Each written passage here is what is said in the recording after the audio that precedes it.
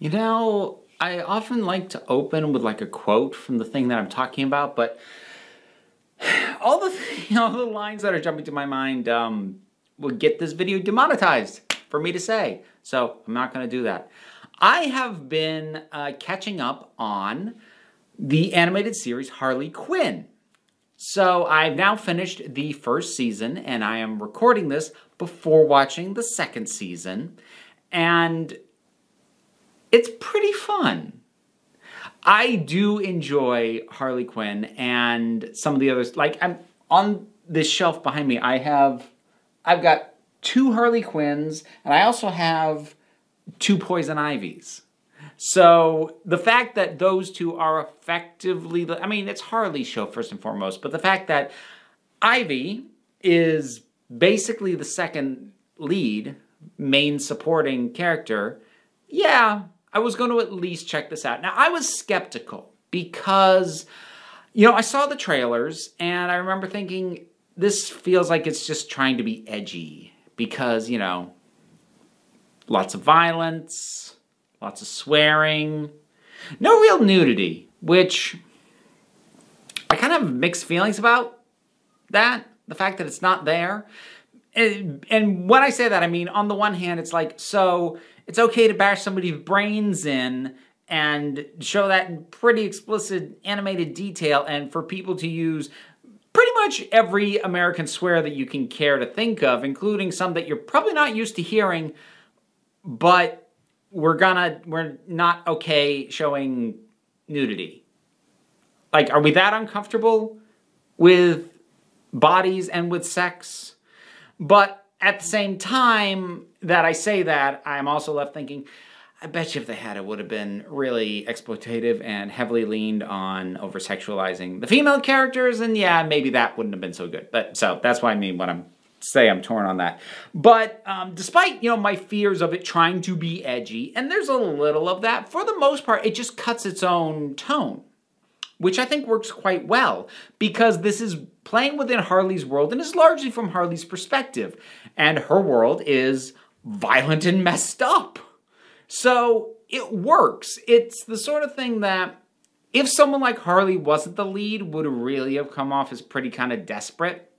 But with her as the lead, knowing how messed up she is, knowing how messed up her life is, you know, being with the Joker and obsessing over him the way that she does, then yeah, that kind of works. There are still moments, there are times that a swear will happen and I'll be like, that one was crowbarred in. There are other times that it feels very organic to either the characters or the situation. I'm like, yeah, no, that worked. That went better. So overall, it managed to find its footing pretty quickly. I actually, by the end of the first episode, I was like, I think I could tune into this wavelength and have fun with it, and I did. So I'm going to talk about the characters a little bit. So I mentioned Harley and Ivy. Ivy's my favorite in this thing, by far. And I'm actually, I'll quote you a line from Harley, which is actually one that I can quote. So even though it's Harley's line, it's about her relationship with Ivy. And she says to Ivy, I like ignoring your advice more than anyone else's advice that I ignore.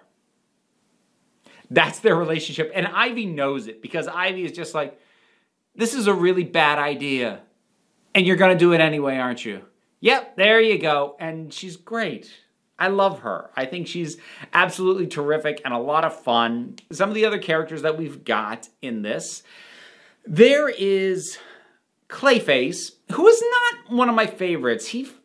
Clayface was kind of one note. He was decently used for the one note that he was, but you know, he is an actor.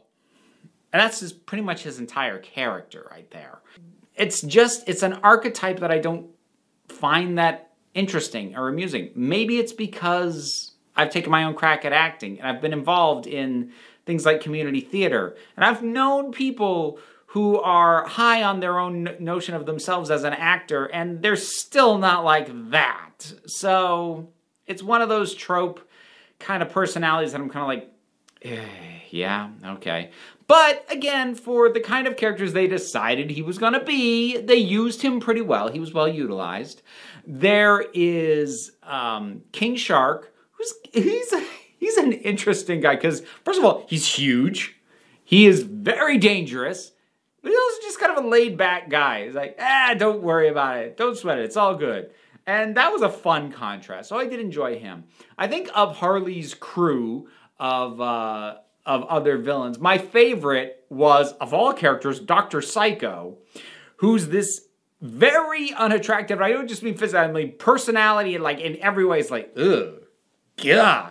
The guy's biggest problem is misogyny. He is misogynist to an incredible degree, especially at the start of the thing. It's really out there. But he's also telekinetic and a telepath, so he has his skills. But what I liked about him and where I had fun with him was he is deeply misogynistic, but because that misogyny basically got him kicked out of the Legion of Doom, he is starting to become more aware of it. He's not dealing with it very well. He's not very good at adjusting his behavior, but he is starting to recognize it and be like, oh, I did that again, didn't I? But again, in a that's going to get me in trouble way, as opposed to objectively it's a thing I shouldn't do way. So it's not really like he's trying to be better. He just wants to be in people's good graces again and is willing to do what it takes for him to be able to do that. But what people want from him to get back in their good graces is to stop being a misogynist little gremlin of a human being. And that's just kind of who he is. I really did enjoy him. There is Frank, who is a sentient sort of man-eating plant, you know, Audrey 2 from Little Shop of Horrors style thing. That's Ivy's friend and her houseplant. I don't love Frank. He's not awful, but I never felt like he added much as a character. Like, every now and then it's like, okay, he's one of those characters who felt like he was only there for the jokes. And for the way I like humor to go and to flow is like, look, I like funny characters. If a character's funny, that's great. But I don't want them to be in the story just to be funny.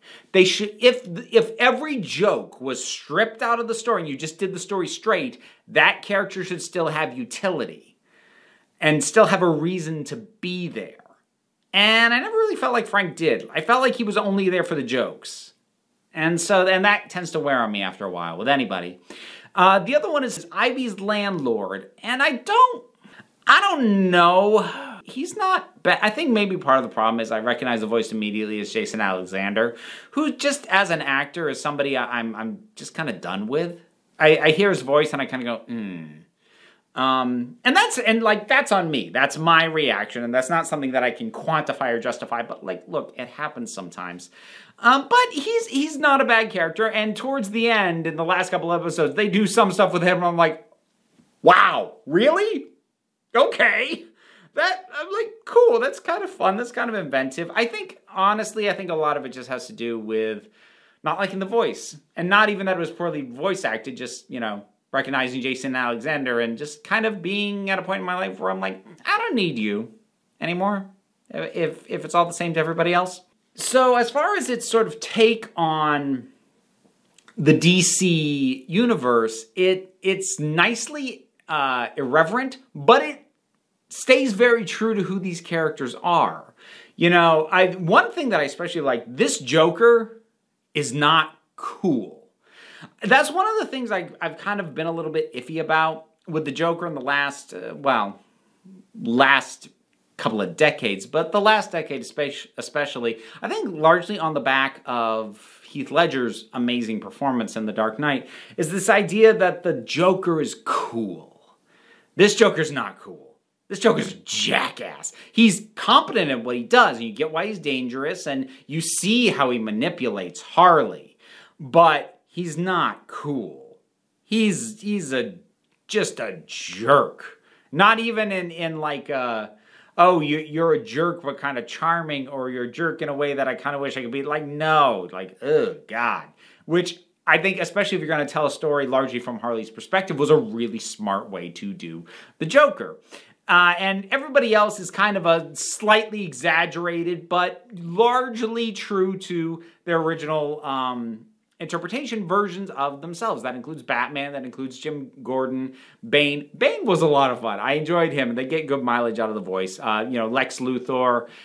Scarecrow, the Penguin, Aquaman. Okay, Aquaman, they kind of just turned into a joke, but also Kite Man. Surprising amount of Kite Man. I don't think I liked him as much as, like, he's kind of become a bit of a meme character within DC fandom in the last few years. And he's fine. He works. I enjoyed him. I didn't love him, but yeah, he was fine. And also a couple of interesting deep cut villain picks, like the Queen of Fables, and some interesting stuff that goes on. And they also do the thing that I feel like is becoming, is starting to become the new standard execution for these half-hour animated shows, which is to have largely standalone episodes until like the last 4 or 5 of the season, where things introduced in the standalone stuff all culminate together for the final stretch, which is a little bit more of an arc, which this does as well, and does pretty good at it. I don't think I've been overpraising this. It didn't blow me away. It didn't make me go, oh, I've been waiting all my life for this. But speaking as someone who came into this pretty skeptical, I did come away going, yeah, that was a good time. I'll check out season 2. Yeah, why not? So that's Harley Quinn, the animated series, season 1, and I think I managed to keep spoiler-free thoughts on it. Hey, go me! So, have you seen it? What did you think about it? Whatever your thoughts are, drop something on down in the comments. Let's talk about it. Usual stuff like subscribe, Patreon, other channels, social media, blah, blah, blah, blah, blah. Check out links. Don't worry about it, though. No pressure. Because we keep a relaxed attitude around here, so just come on back next time you need a break.